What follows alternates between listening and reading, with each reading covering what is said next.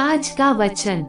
पहला पाठ प्रेरित चरित अध्याय 1 पद संख्या 1 से 11। थियोफिलुस, मैंने अपनी पहली पुस्तक में उन सब बातों का वर्णन किया जिन्हें ईसा उस दिन तक करते और सिखाते रहे जिस दिन वह स्वर्ग में आरोहित कर लिए गए।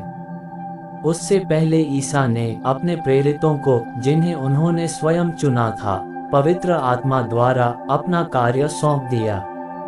ईसा ने अपने दुख भोग के बाद उन प्रेरितों को बहुत से प्रमाण दिए कि वह जीवित है। वह 40 दिन तक उन्हें दिखाई देते रहे और उनके साथ ईश्वर के राज्य के विषय में बात करते रहे। ईसा ने प्रेरितों के साथ भोजन करते समय उन्हें आदेश दिया कि वे यरूशलेम नहीं छोड़े, बल्कि पिता जो प्रतिज्ञा की उसकी प्रतीक्षा करते रहे। उन्होंने कहा, मैंने तुम लोगों को उस प्रतिज्ञा के विषय में बता दिया है। यूहन्ना जल का बपतिस्मा देता था, परंतु थोड़े ही दिनों बाद तुम लोगों को पवित्र आत्मा का बपतिस्मा दिया जाएगा। जब वे ईसा के साथ एकत्र थे तो उन्होंने ये प्रश्न किया, प्रभु, क्या आप इस समय इस्राएल का राज्य पुनः स्थापित करेंगे? ईसा ने उत्तर दिया, पिता ने जो काल और मुहूर्त अपने निजी अधिकार से निश्चित किए हैं, तुम लोगों को उन्हें जानने का अधिकार नहीं है। किंतु पवित्र आत्मा तुम लोगों पर उतरेगा और तुम्हें सामर्थ्य प्रदान करेगा, और तुम लोग यरूशलेम, सारी यहूदिया और समारिया में तथा पृथ्वी के अंतिम छोर तक मेरे साक्षी होंगे। इतना कहने के बाद ईसा उनके देखते देखते आरोहित कर लिए गए, और एक बादल ने उन्हें शिष्यों की आंखों से ओझल कर दिया। ईसा के चले जाते समय प्रेरित आकाश की ओर एकटक देख ही रहे थे कि उज्जवल वस्त्र पहने 2 पुरुष उनके पास अचानक आ खड़े हुए और बोले, गलीलियो, आप लोग आकाश की ओर क्यों देखते रहते हैं? वही ईसा जो आप लोगों के बीच से स्वर्ग में आरोहित कर लिए गए हैं, उसी तरह लौटेंगे जिस तरह आप लोगों ने उन्हें जाते देखा है। दूसरा पाठ एफिसियों के नाम संत पौलुस का पत्र अध्याय 1 पद संख्या 17 से 23। महिमा में पिता हमारे प्रभु ईसा मसीह का ईश्वर आप लोगों को प्रज्ञा तथा आध्यात्मिक दृष्टि प्रदान करे, जिससे आप उसे सचमुच जान जाएं।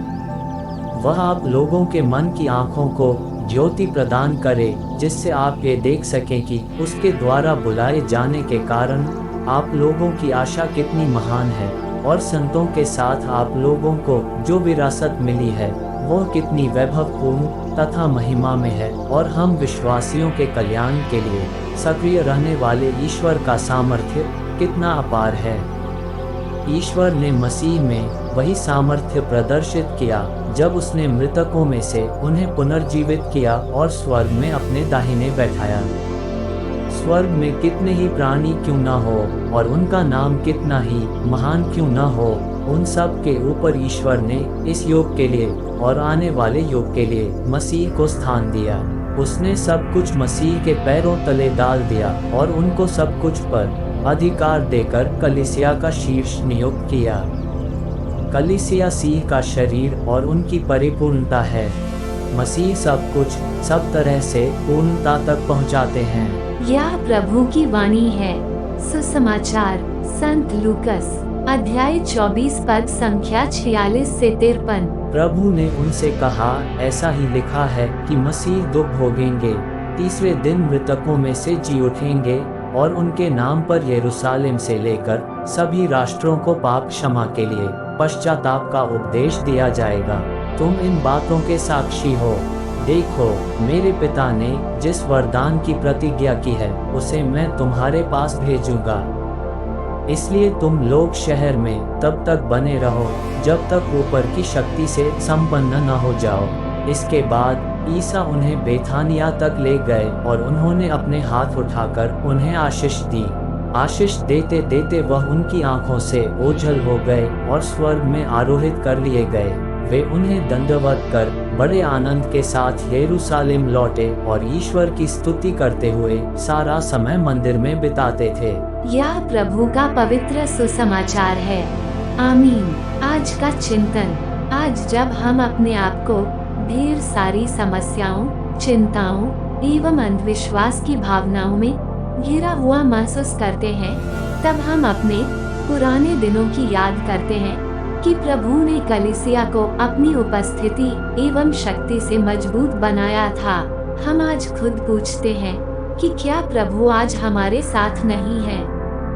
क्या हमने कलीसिया की वास्तविक प्रतिभा को खो दिया है?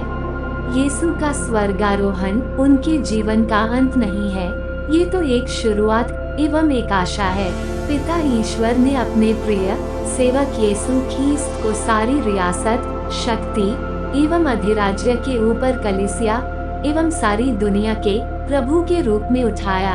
आज का सुसमाचार सारे शिष्यों को पश्चाताप एवं क्षमा का प्रचार प्रसार करने के लिए उत्साहित करता है। इस क्रम में प्रभु उनकी सहायता करता एवं उनके शब्दों के द्वारा ढेर सारे चिन्ह दिखलाते हैं। आज स्वर्गारोहण पर्व के संदेश की घोषणा में हमारा अच्छा जीवन यीशु ख्रीस्त की प्रकृति का गवाह है। स्वर्गारोहण हमसे प्रबल इच्छा रखती है कि हम सभी को बताएं कि केवल यीशु ही स्वर्ग एवं पृथ्वी के प्रभु हैं और वे सबों को बचाना चाहते हैं। यह एक आशा का पर्व है, एक वास्तविकता है जो हमारे जीवन को बदल देती है एवं उसे अर्थपूर्ण बना देती है। आमीन।